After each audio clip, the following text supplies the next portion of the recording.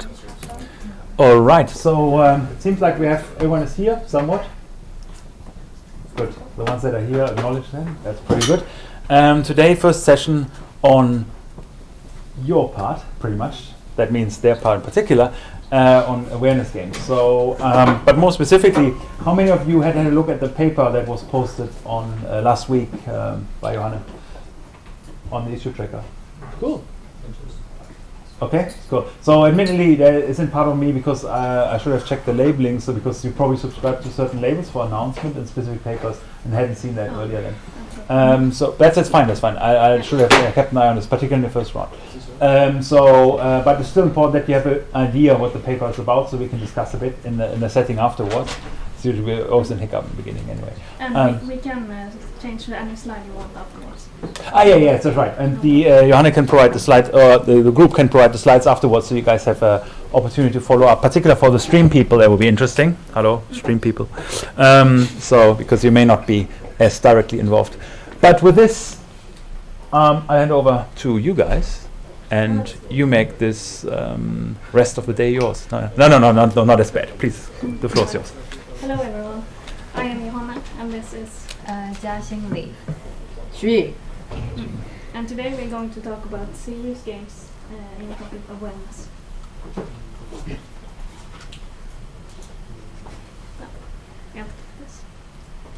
First we're going to give a brief general overview of the field. We're not going to spend much time on this.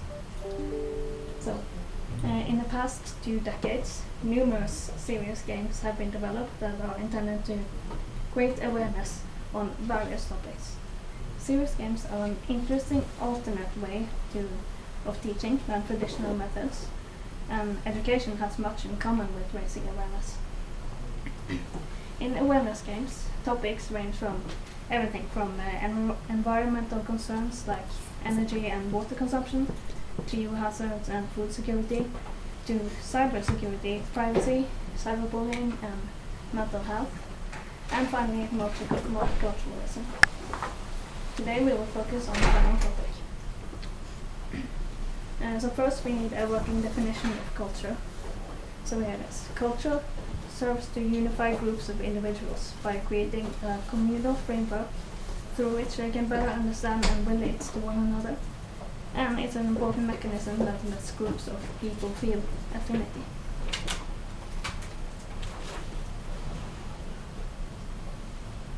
So we're going to kind of contextualize the paper we're going to focus on today. Here are a few games that have been created that kind of serve as a backdrop for the game we are focused on today. For example, Bilat is a business-oriented serious game which aims to coach players in intercultural communication and competencies. Living World is used to prepare military personnel for deployment in foreign countries. And Moselto aims to facilitate socialization and integration by introducing migrants to new traditions, as well as cultural and social norms. And there's also a non-digital game. All these the 3 preceding games are digital, but the university game uses analog game-like tools like cards to encourage university students to reflect upon dilemmas and incidents that can arise in situations and environments where dissimilar cultures collide. It's similar to a quiz game intended to teach about correct and incorrect behaviors in various situations. The university game consists of a display text portraying a critical incident, which is a situation in which cultural differences may lead to an incident, together with a number of answers serving as explanations for the incident, and a description of why the different explanations are correct or incorrect.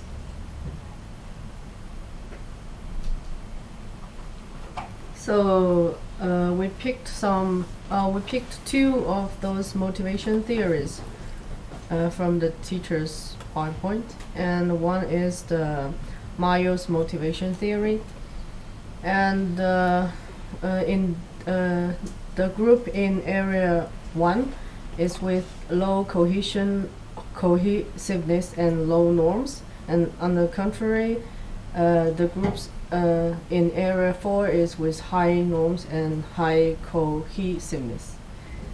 So the groups in Area 1 are simply ineffective in terms of productivities because teams like this won't last very long. This is because nobody would be motivated to be productive in any way. But the team in Area 4 can make the greatest positive impact on productivity. In this type of team, each team member supports each other to succeed. People are personally committed to their success and also to the team's success.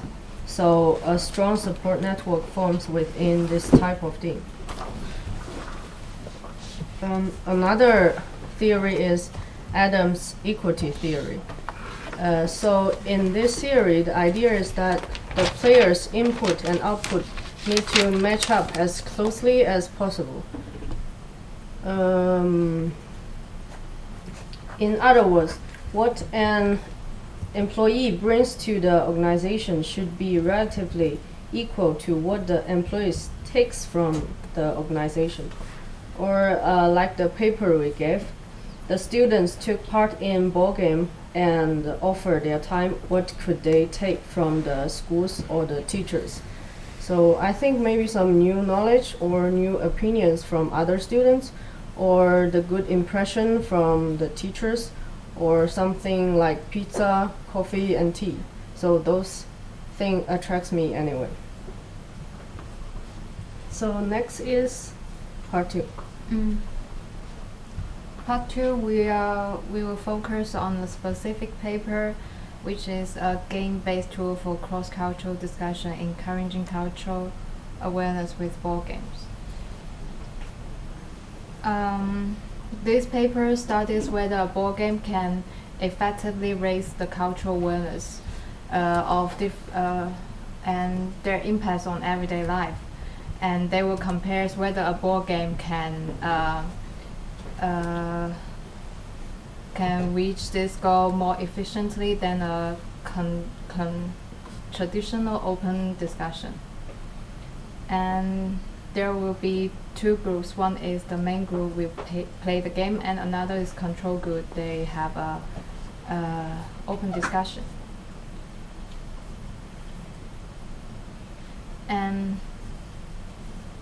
And the game is designed together with a Sweden company, and the board game will present the players with some cultural dilemmas, and the comparative model of individualistic and collectivistic cultures.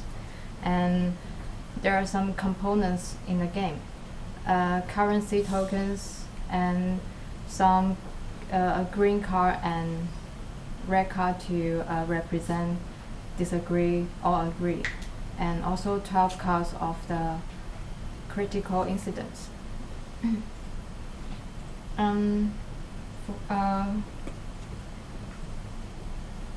These are the pictures of the components, and the game was how would you say it? And to play the game, one player will draw a critical incident card in turns and read it loud, describe what they think of the incident and why the incident happened, and what do they think this incident can solve or improve. And then the other players will use the red or green card to declare they agree or disagree with the solution, and and the player will have a point when the group member agree with their solution. And there's no correct answer to each scenario because the purpose is to let them discuss. And for example, one question can be one of your classmates has been to an event, for example a party, and at the friend's place, and the friend and most of the other people at the event are locals. So your classmates tells you that they felt totally left out at the event, and what could be the reason for this feeling, and do you have any advice for how to solve them? And for the non-game group, which is the control group, they also the critical incidents will be printed on the paper and for them to discuss. And there are 52 participants between age 18 and 50 years old, and they will divide it evenly and randomly into Group A and Group B, and both groups will divide it into subgroups, and which subgroup has 4 participants, and Group A and Group B have 5 subgroups. And they will play the game in separate classrooms and during different time of the day, and the whole exercise lasts for 1 hour, and they need to discuss all the 12 incidents, which means they can only have a maximum of 5 minutes for each incident. And to evaluate the effectiveness of this game, they have done a survey, and the survey was based on the cultural awareness scale, which is primarily used in another subjects within nursing faculties. And the survey is a 7-point Likert scale with 38 questions, and 1 means strongly disagree and 7 means strongly agree. And after this survey, they will have a follow-up survey in 3 weeks to test the latency effect.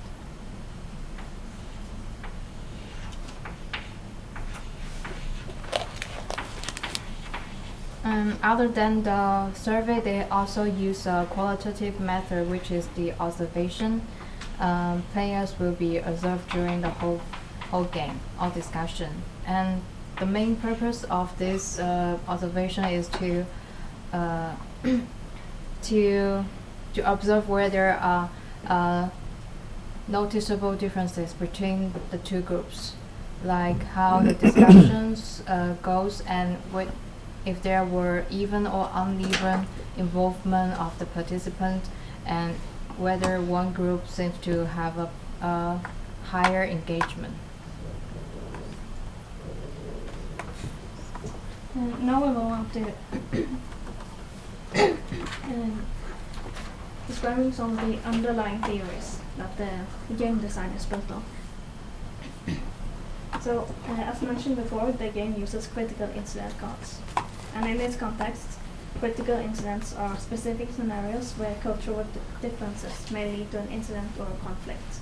They are points on which different cultures may disagree. So the design of the game's critical incidents is built on a theory of individualism and collectivism. This theory has been around for about 40 years and has evolved over that time. But the general idea is that there are 2 types of cultures. Those that are oriented around the individual and those that prioritize the collective or the group. In individualistic cultures, people tend to act as individuals. They value personal freedom and independence, and achievements are attributed to the individual. In collectivistic cultures, however, people see themselves as part of a permanent group. And the duty to the group comes before personal freedom. And people depend on each other rather than themselves. In the more extremely collectivistic cultures, people may not have a separate identity from the group. Again, this is a simplification, and there are many nuances to this theory that have been presented by various scholars. The point is that the 2 types are contrasted with each other and used to describe points of conflict or disagreement between cultures. In general, the theory is useful for explaining or predicting cultural differences. So the game design is modeled after Warwick's individualism and collectivism as simulator. A cultural simulator is a cross-cultural training manual for the purpose of training people to work with different cultures, and is made up of a number of critical incidents. Each of Warwick's critical incidents has a different solution in individualistic and collectivist cultures.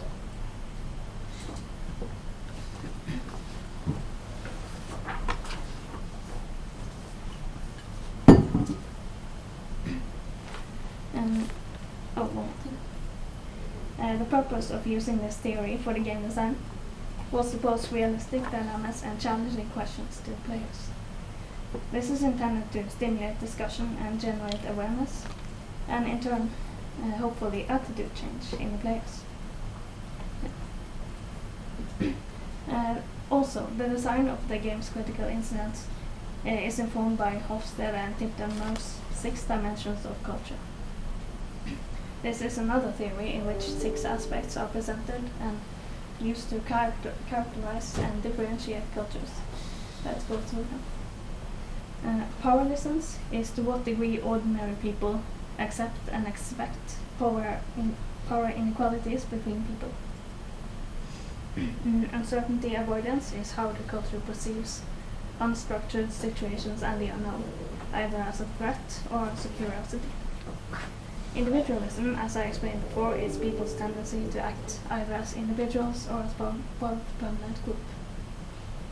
Masculinity is whether the culture prefers competition and oppositional relationships, or welfare and consensus. Long-term orientation is whether people strive for long-term goals or expect quick results.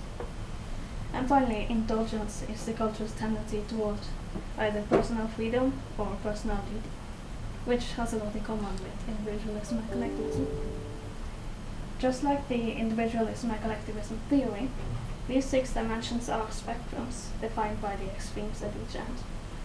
In this way, the theory identifies several points of conflict or difference, and that's why the game designers find it useful when designing tense encounters. Also, the game uses points as a reward structure. As mentioned before, a player receives coins when other players agree with their explanations and solutions, and a player with the most coins at the end wins. So as there is no loss of points possible, this reward structure is very simple. There is very little room for strategy or risk-taking. The game designer's rationale behind this was to achieve a low usage threshold, with as little game literacy required as possible. The game design was intended to accommodate both competitive and collaborative types of players.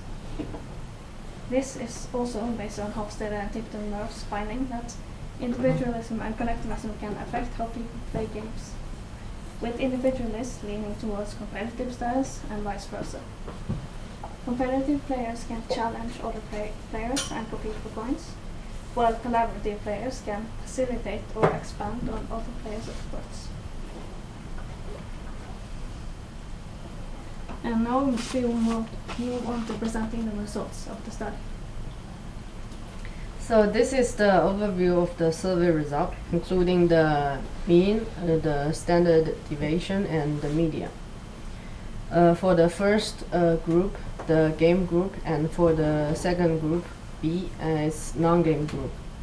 So Mann-Whitney U-test was deducted. P-value of the first survey for group A and group B is 0.101, which is bigger than the threshold, so we took the threshold as 0.05.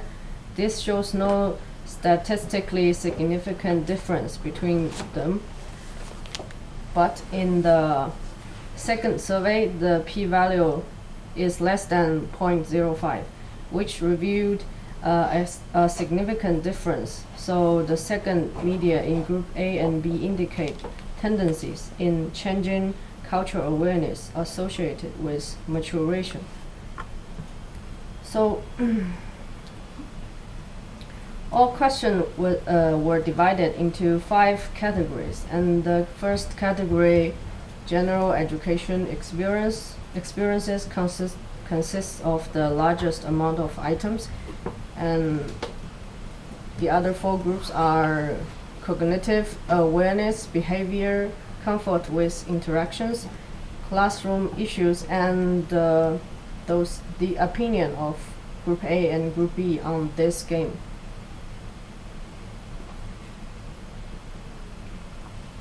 So this is the comparison of survey results, which is divided into those survey group categories.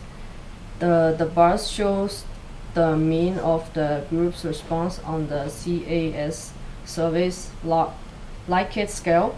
So the Likert scale is like this. So 1 point is disagree and 7 point is agree. So you can choose the 7 scale, and the higher the score, the more positive the response is.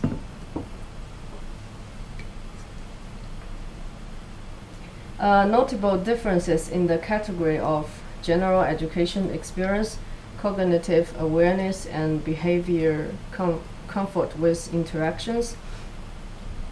They showed significantly lower retention or decline in the perception regarding their teachers, and their classmates' cultural awareness.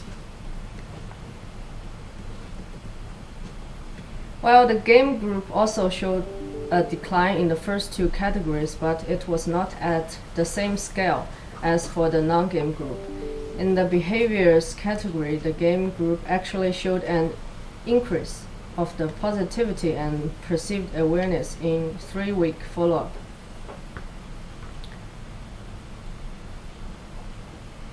The classroom issue category is where the 2 groups differed the most in both sessions. The participants in the group seemed to feel more included in the classroom exercise and had a more positive experience interacting with their classmates while discussing cultural differences.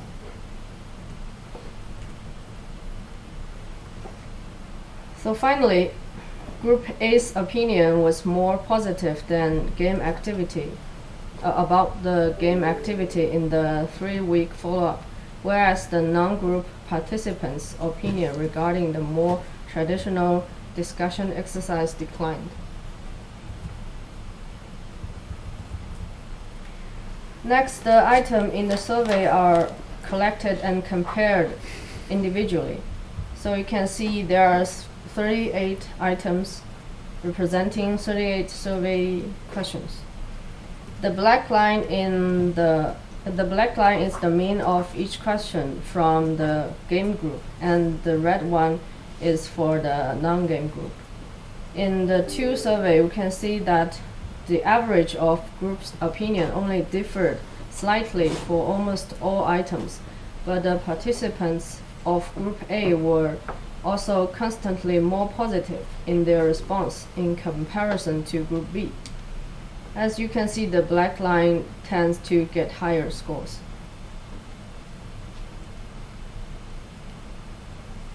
So the figure shows a comparison of the average response from the 2 survey sessions. Question. What does the bar mean? It's a nice teaching tool. Anyone? Wait, let them answer it.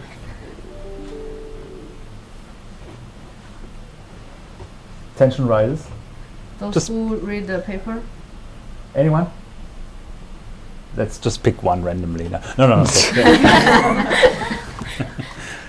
Well, Okay. This is the explanation. So for question 13, for example, in the first session, the response, so the sum of the first session and the second session should be 100%. So for example, if the question get 6 average point, and the second session get 4 average points. So the percentage is 60%.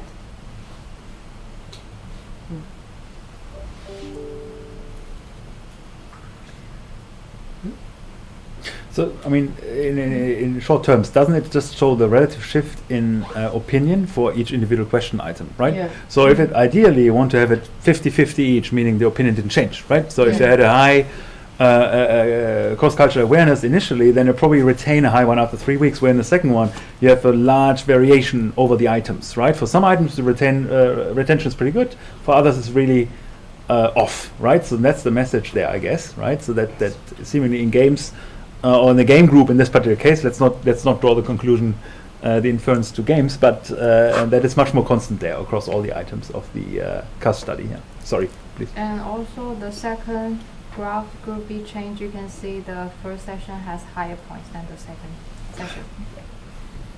That's right. So I think Christopher said it all. But Sorry, I just wanted to elaborate. Sorry, But you I can shouldn't- see Group B's response changed sorry. quite drastically in the second survey session. that wasn't my intent. Okay. Okay. Good student. That's the downside if you're put into your. Did it change for the positive or negative? I didn't. Negative. Negative. Because Okay, so because the second session has lower score. Compared to the first session. So you so see, it's, the lasting effects are worse for group B. Yes. Yes. have you seen that visualization before? So Yeah. the last part is discuss the pros and cons of the paper. First, the pros in the theory, method, evaluation, and presentation are following. Okay. First is about the pilot study. The pilot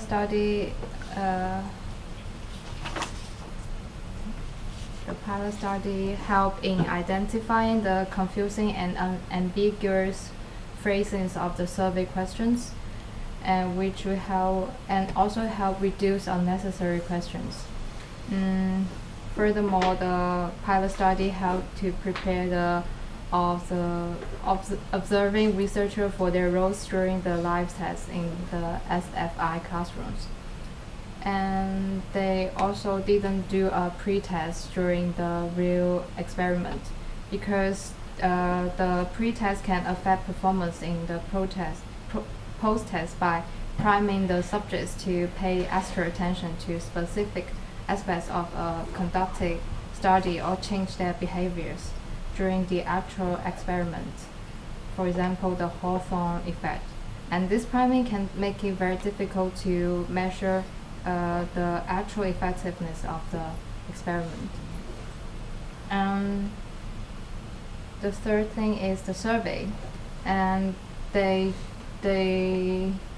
choose the survey based on the previous study because they both measures the cultural awareness, and also the previous survey has been tested on the validity and reliability. And they also did a following up survey after 3 weeks to test the latency effect, which is very good. And other than the quantitative methods, they also implement qualitative methods, which is the observation, as a supplement of the survey, to notice how the two groups engage differently in the experiment. We have also identified some pros in the game design and content itself. One is that carrying out the game is very simple. Very little game literacy is required to play, and little resources are needed, which makes the game easy to deploy in a classroom. The game is also designed to be flexible and modular. The number of critical incidents can be selected, which allows teachers to fit the game to a smaller time frame, and it also allows teachers to adapt the game to focus on specific topics. The critical incidents are based on theories within the field, which we have described earlier. They were designed to encourage understanding and reflection without being judgmental.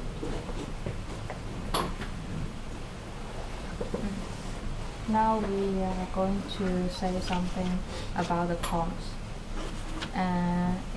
The first thing is also about the pilot study. A limitation of the pilot study is all the participants had a similar and relevant high education backgrounds. So they are all from the master program.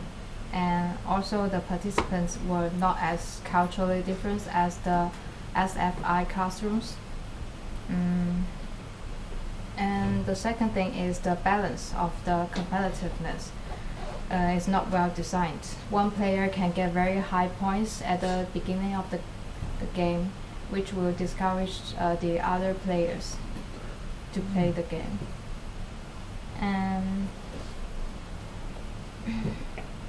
And the third thing is the inconclusive result. It's important to point out that the total average results are inconclusive, and the CAS scores taken as a whole doesn't show that the game-based exercise was significantly better at fostering cultural awareness, which was shown in the first graph of the result. The significance level can't reach the threshold. And the last thing is the experiment is limited in scope, both in the number of the participants and the duration of the study. So there's other cons in game design and content. So the number of people per group for A and B doesn't match the total participants. Like Jiaxing said before, there are 42 people, 52 people in total, and 5 subgroups for group A and group B. So each group has 4 people. 5.2. And 5 subgroups, so each group has 20 people. So it's 40. So we're missing 12 people. Don't tell them. Good. Oh, and another con is that the game just have 2 cards, agree and disagree. Maybe it should give some not sure card. And the game can only raise awareness to a certain level because it depends on the total awareness of the whole group. Participants raise awareness just by listening to others' opinions. And the last, it could potentially be a result of fatigue or of the participants quickly getting bored with the game's concept and fairly simple and unchanging rules. Or because of the design flaw, other players get frustrated if a player gets an obvious lead. That's all. Thank you very much. First of all. Okay, so I think let's start. Thank you first of all for preparing this. I'll give some other feedback later on, but in terms of facilitating the further discussion, it may be good.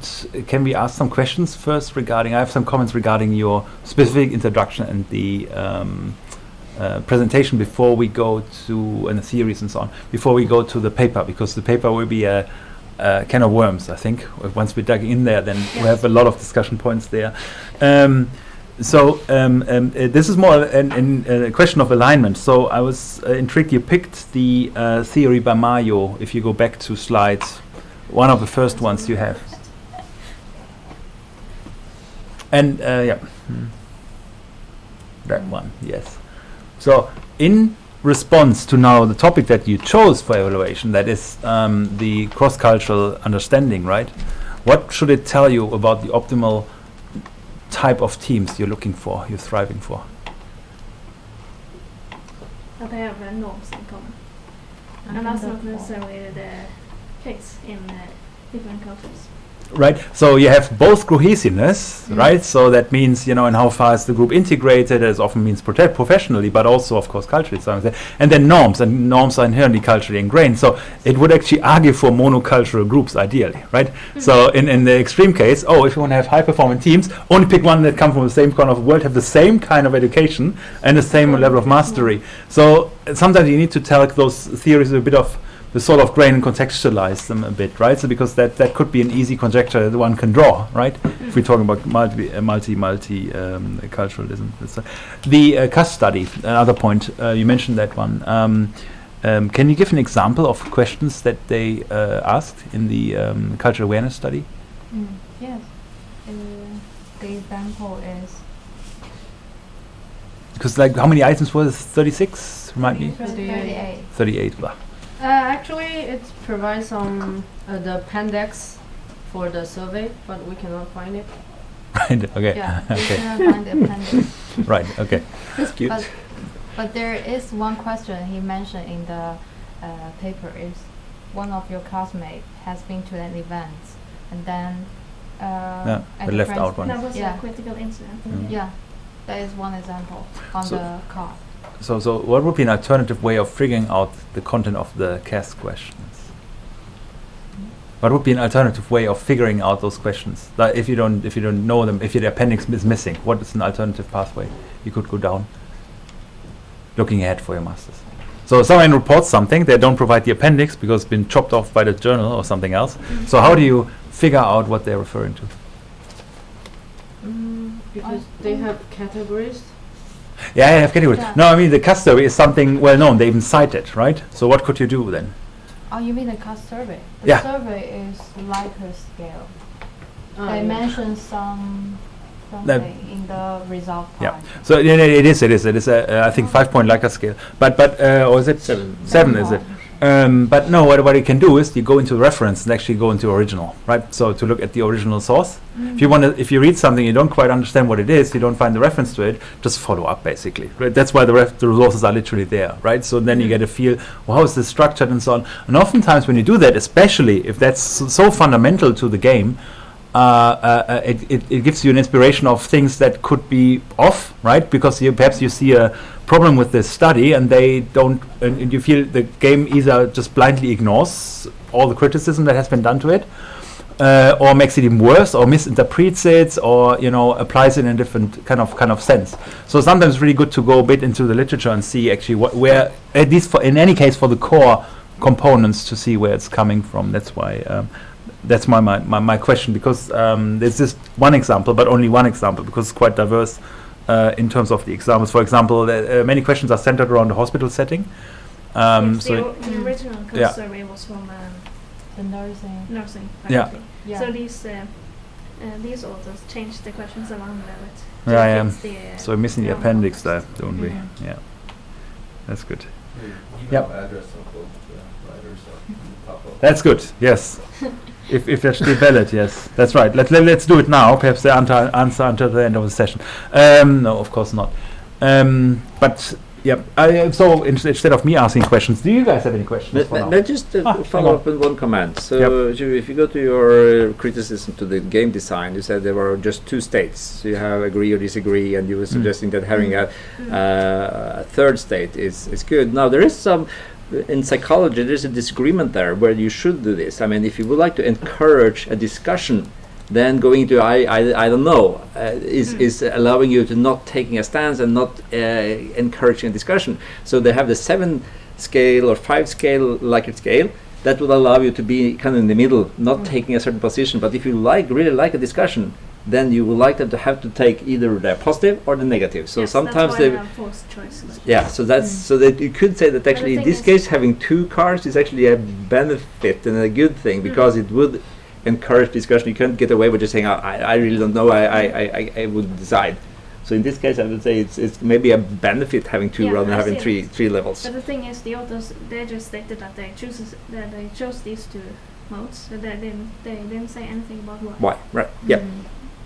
But to that point, a lot of times they'll give you, you start in the center, so you start on like the middle of the 7 points, and you have to move to either somewhat agree, agree, or strongly agree, and then vice versa, somewhat disagree, disagree, or strongly disagree. And so you have to make a stance. However, you could have a somewhat agree and a somewhat disagree. be A 6-point scale. Yeah, as Okay. being kind of in between. Yes. Whereas that, then they can even have a conversation between someone who strongly agrees and someone who somewhat agrees. Mm. They can discuss why their views are on the same side but still different.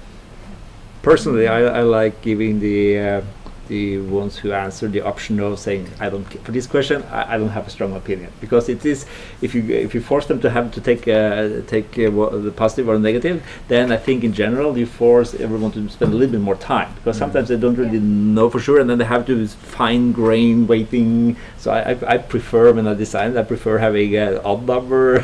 But I know in psychology they sometimes they like to have an even number, so you have to choose either is on the positive or the negative.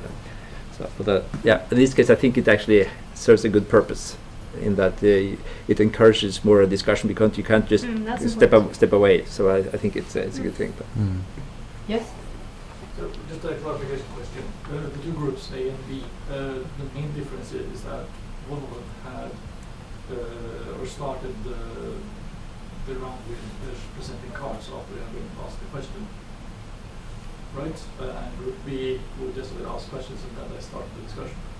Is that correct? No, Group A would take a card, the incident card, and then read it and then describe the incident and their solutions. Okay. And the Group B just have the incident printed on the paper and then discuss. I think So they they would, just go through the questions one by one. yeah, I think so. Okay, so the main difference is that Group A will first present their card of agree or disagree with the statement, while Group B will mostly just go straight into the discussion part. Yes. Mm. Okay.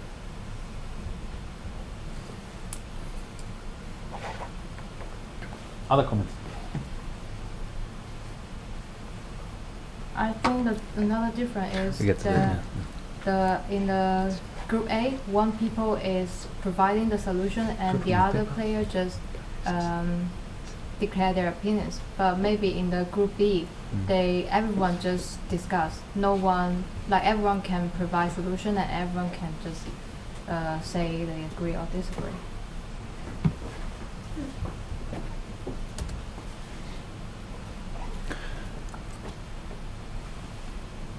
Oh, okay, cool.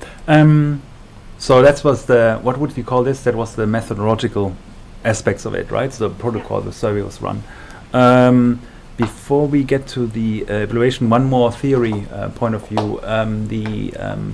You're referring to, what was it, Hofstede and Turfy, or I forgot. Yeah, something 6 dimensions. The 6 dimensions, Murph, yes. So actually this whole study, so that's something, this is kind of a later paper.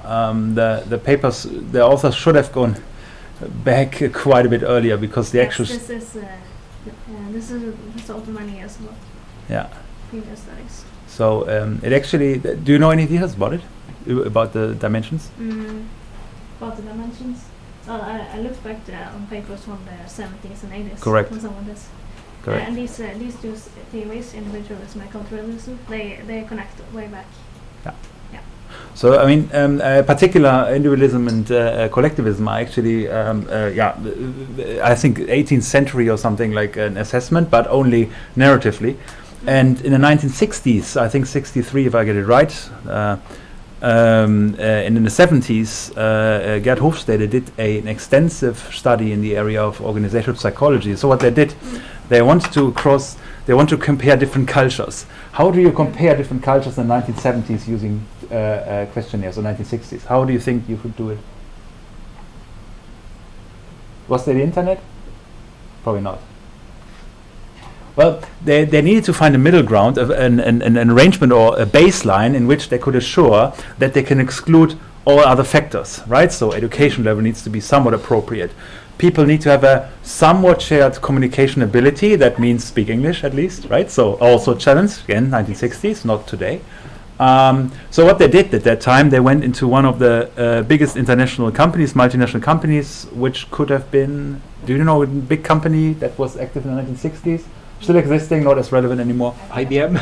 There you go, IBM. So they went to IBM, basically, right? So they went to all IBM subsidiaries and asked the same questions. And then ideally, because at this time the teams were very cohesive and very monoculture in those respective subsidiaries, they got at what they thought is an idealized representation of culture.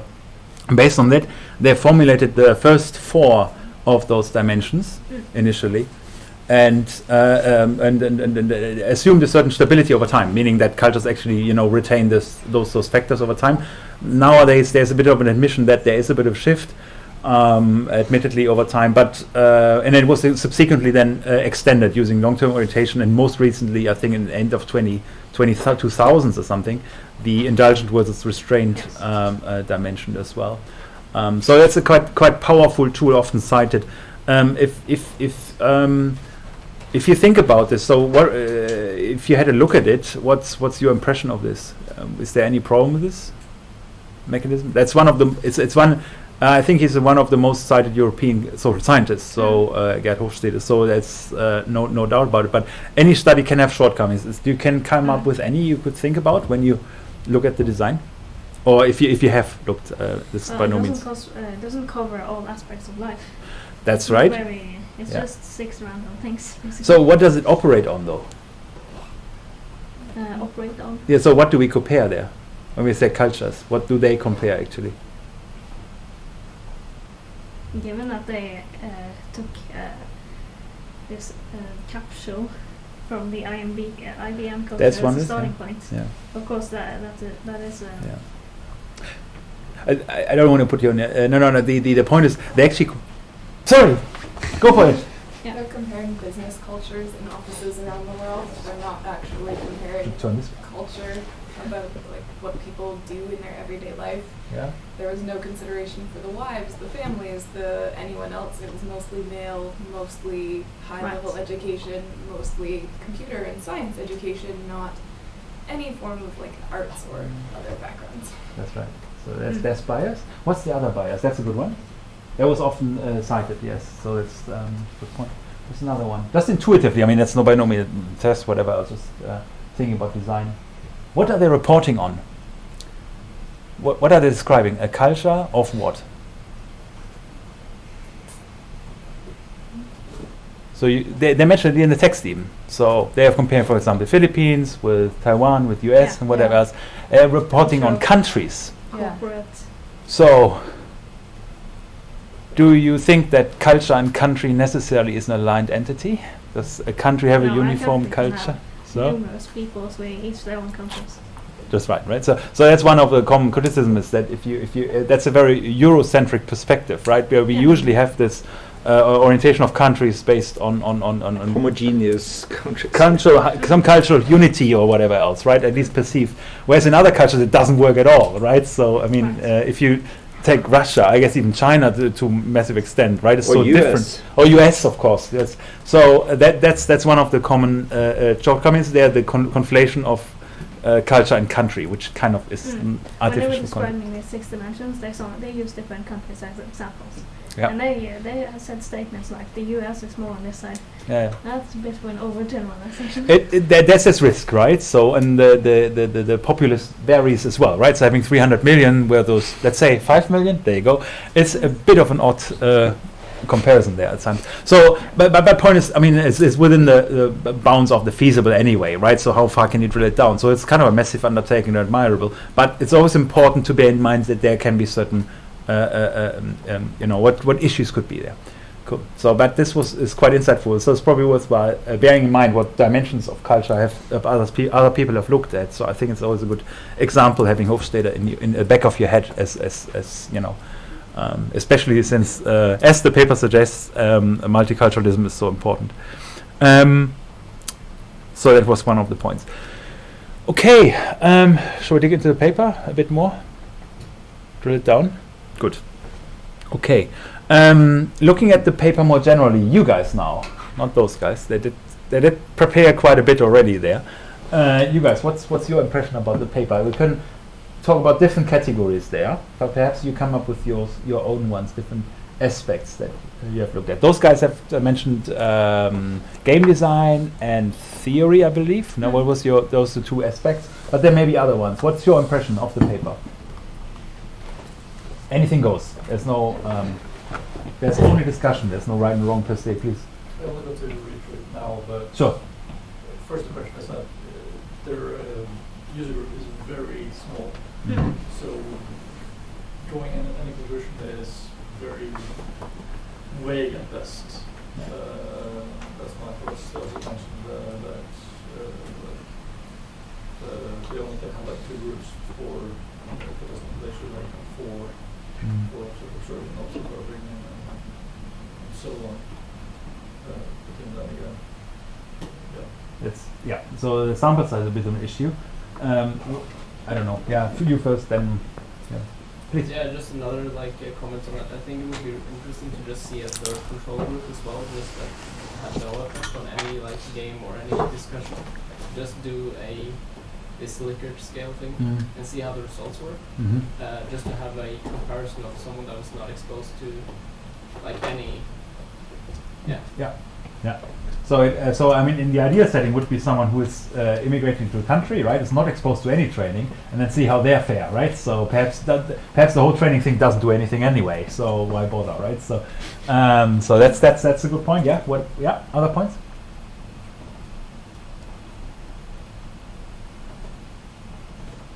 Maybe they could also specify how the current group dynamics are before the experiment, even before the initial survey that they conducted. Because if some of the participants in that study were already there for some time at least, they would have some idea about the culture or maybe surrounding things better than the one who are recently been there. Yeah. So maybe they could simply state that, and also in addition to that, they could also say how the current group dynamics are. I'm not sure how to calculate it on what basis it could be said that the group dynamics are better, good, or maybe in any other way describable. But we could probably say that. Extending on this argument, I think you're heading in a very interesting direction there. What's the design problem of this paper? So you mentioned right now, okay, they didn't measure a certain data point, right? So meaning how long have you been in the country. But what's the other problem that relates to then the protocol, the design of the entire study? How was it designed? Kai? Yeah, that the 2 surveys that are taken granted are the only points where data is gathered. So there's not like a possibility to, when you afterwards think, oh, maybe this would have been nice to integrate into it. You can't do that at all because there's no process data of the process of the experiment of the games, the discussion that took place. So maybe like a protocol of that, like what person A said, what person B said, something like that could be a nice to have. Right. So you're pointing to some shortcomings in the qualitative assessment, right? Because you mentioned they did actually a qualitative study, which is nice, but you're suggesting they should have collected more data, possibly, right? So because that would have been the opportunity.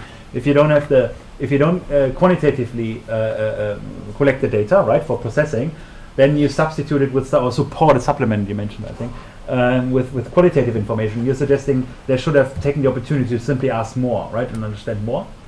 Is it? Not necessarily ask right away, but have the opportunity to modify ask later with the data that they have, while not having to contact the participants again. Right. Yeah. So that's a sensible move. That's right.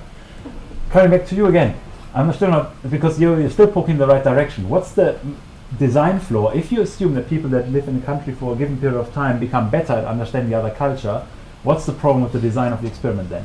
So we are not quite sure when we understand the results that are obtained, if they are better because of the game or not. Is that what you're pointing out? Go ahead, continue your sentence, you're on the right track, or is it because the time period since the game you have spent, so in this case month, 3 weeks. Yeah. 3 weeks. months.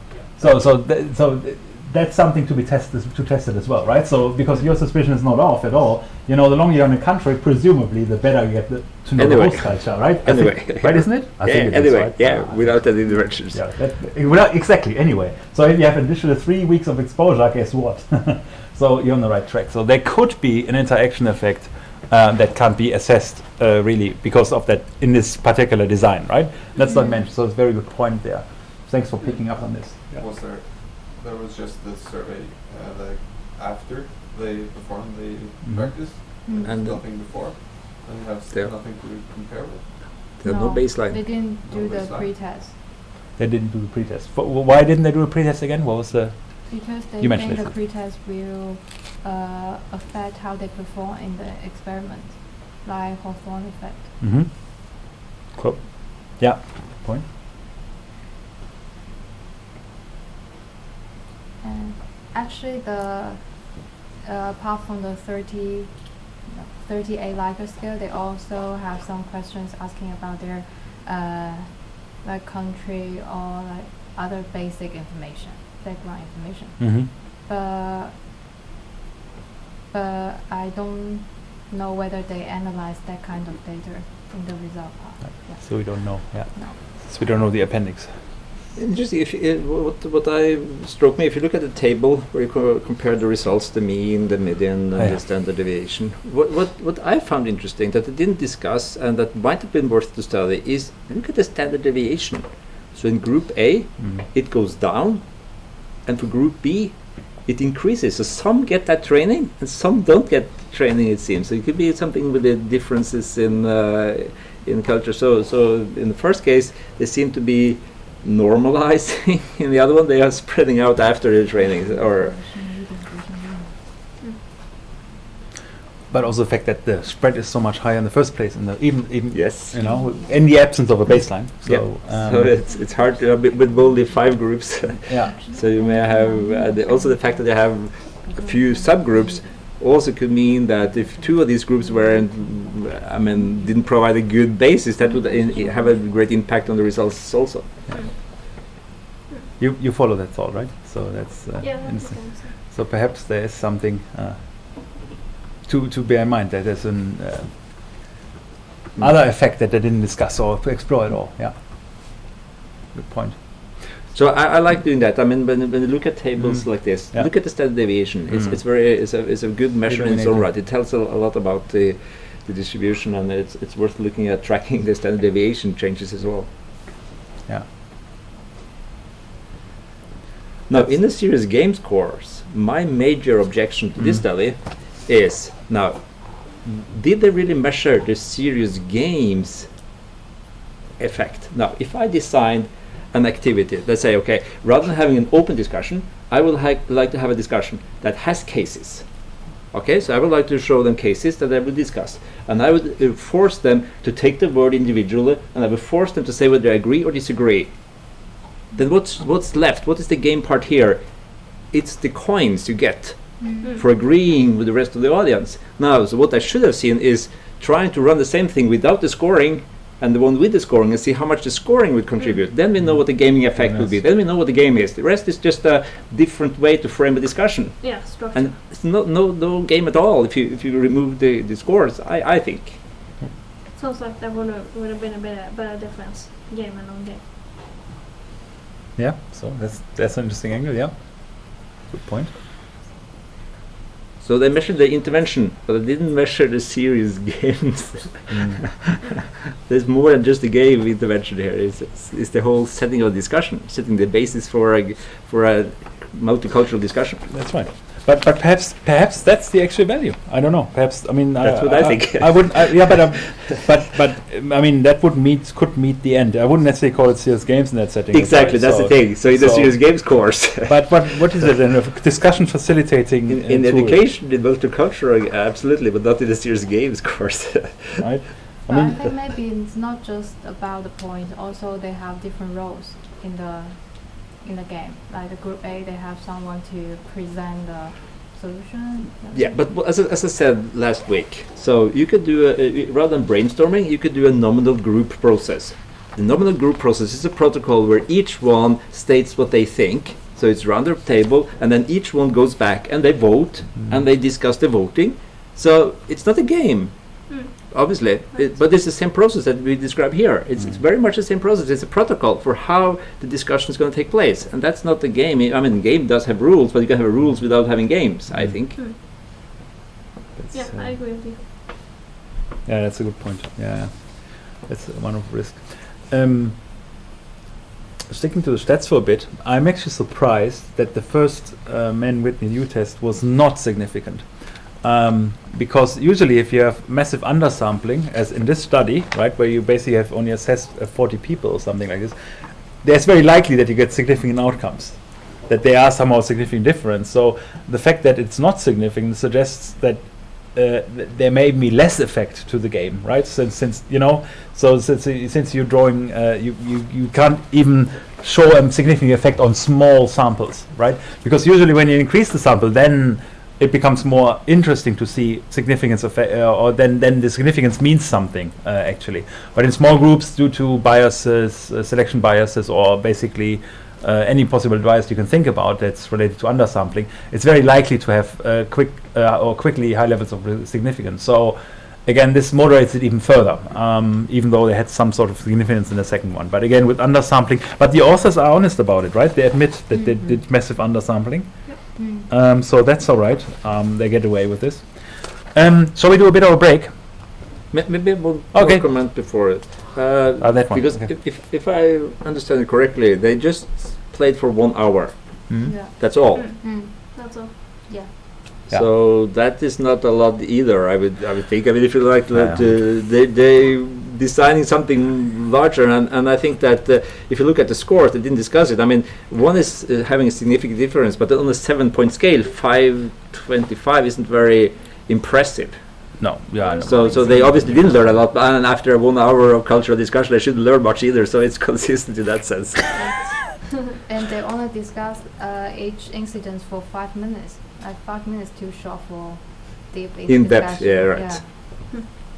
That's an interesting one. Yes, exactly. Even there could be a bias in there, because not everyone may work in the same pace, and especially if they're in a new environment, they may either not be comfortable or able to express themselves, and that may take simply longer. So there's perhaps an implicit cultural bias already in the study that limits some people from participating. Interesting. Good. Well picked up, actually. Didn't think about this. Any other comments before you want? No, you want a break, right? I see that. See it in your faces. Now what do we do? 25? Is that a deal? Yep. Okay. That's a very conservative number then, though.